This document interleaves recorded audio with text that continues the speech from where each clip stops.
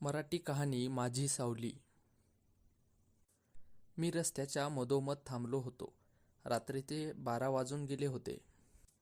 आकाशही पावसाच्या थेंबाने रडत होते. अंगाला थंडगार वारा झोंबत होता. गाड्यांचा हॉर्नचा आवाज कानापर्यंत पोहोचूनही मला ऐकू येत नव्हतं.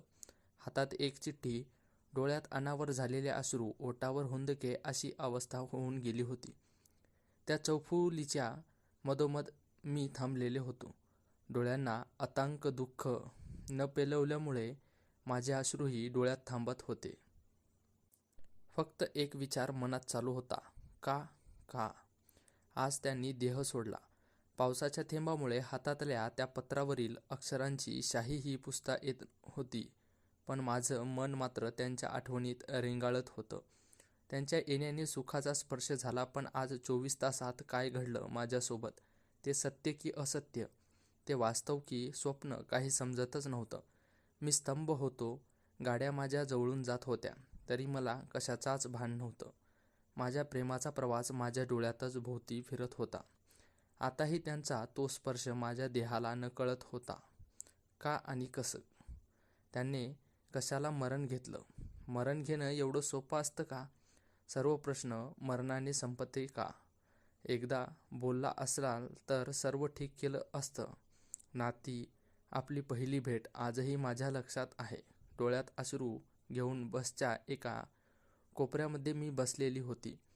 तू अचानक जवळ आला आणि माझ्याकडे बघून बोलला, ठीक आहेस तू? आणि मी डोळ्यातील अश्रू पुसून तुझ्याकडे बघितलं. तेव्हा मी झालेली आपली एक नजर आणि त्या नजरेने मला दिलेला आधार, सगळं आठवतंय मला. आणि मी कोमेजलेल्या स्वरात बोलले, मी ठीक आहे असे म्हणून खिडकीच्या बाहेर आकाशात बघत होते.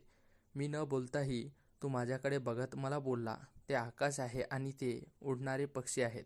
मी तुझ्याकडे बघत म्हणाले, माहिती आहे मला. हो ना, किती विचित्र गोष्ट आहे ना? तू बोलला, यात काय विचित्र? मी लगेच प्रत्युत्तर केलं, सांगतो थांब. एका पक्षासाठी सर्व आकाश त्यांचं असतं, पण सर्व आकाश त्यांचा असूनही रात्र मावळताच तो त्यांच्या घरट्याला परत जातो. आणि आपण माणसं थोडी प्रॉब्लेम आला की लगेच घर सोडतो, फक्त स्वातंत्र्यासाठी. हे पण विसरून जातो की कुटुंब हेच आपलं खरं जग असतं. तू बोलतच होता तेवढ्यात कंडक्टरने बेल वाजवली आणि तुझा स्टॉप आला. तू बाय टेक केअर असं बोलून तिथून निघून गेला. मात्र तुझे बोल अजूनही माझ्या कानात घुमत होते. आईवडिलांच्या भांडणाने कंटाळून वैतागून मी त्या बसमध्ये बसले होते आणि परत कधीच जाणार नाही असा ठाम निश्चय करून मी रडत होते. पण तू कळत नकळत मला सांगून गेला की घरी जा, कोणीतरी वाट बघतंय. आताही तुझ्या एक शब्द माझ्या मनाशी खेळत आहे. घरी जाण्याचा एकमेव कारण होतास तू. तू माझ्या आयुष्यातील सावली होऊन गेला होतास. आपली भेट परत झाली ते माझ्या ऑफिसजवळ. तू माझ्यासोबत काम करत होता. परत त्या भेटीमुळे मी आणि मला तुझ्यावर प्रेम झालं. आणि हे प्रेम तुलाही माझ्यावर होतं. आपलं हे प्रेम पुढे वाढतच गेलं. ते तासनतास फोनवरची गप्पा मारणे, सोबत फिरणे आणि तुझे माझ्यासोबत सगळे सुख दुःख वाटून घेणे.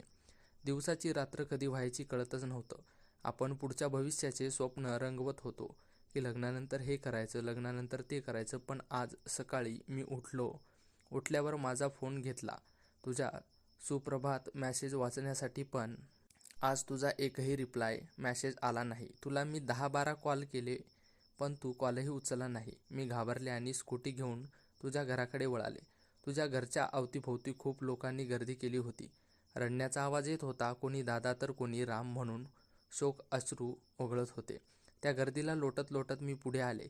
बघितलं तर तुझा देह पांढऱ्या कपड्यात गुंडाळलेला होता. मला काहीच समजत नव्हतं. माझं आयुष्य एका सेकंदात तिथेच थांबून गेलं. मी तुझ्याजवळ आले आणि बोलले नाही, काही समजत नव्हतं, पण डोळ्यांना मात्र सगळं कळत होतं. म्हणून तर डोळ्यांनी अश्रू बाहेर काढले होते. गर्दीतल्या लोकांच्या कुजबुजावरून असे समजले की तू बहिणीच्या लग्नासाठी लोन घेतलं होतं आणि ते कर्ज फेडू शकला नाहीस म्हणून तू आत्महत्या केली. तू इन्शुरन्स काढून तुझ्या कुटुंबाचा तर उद्धार केला, मात्र मी माझं डोकं तुझ्या खांद्यावर ठेवून दुःखाचे अश्रू ओघळत असताना एकाने मला एक पत्र हातात आणून दिलं.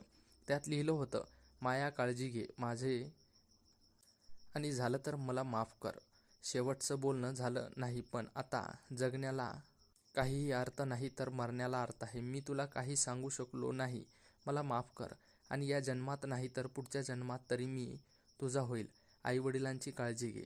ते पत्र घेऊन मी तिथून उठली आणि चालत चालत कुठे आली मलाच माहिती नाही. माझ्या आयुष्यात सावलीप्रमाणे होता तू आणि आज ती सावली गेली. मला काहीच कळत नाहीये.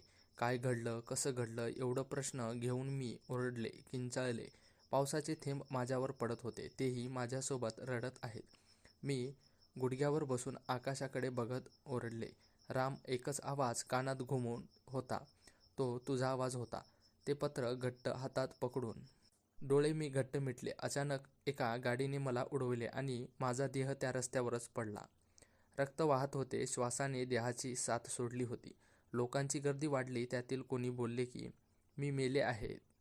पण त्यांना काय माहीत, मी तर केव्हाच मेले, जेव्हा तुला त्या पांढऱ्या कपड्यात गुंडाळलेले बघितलं होतं.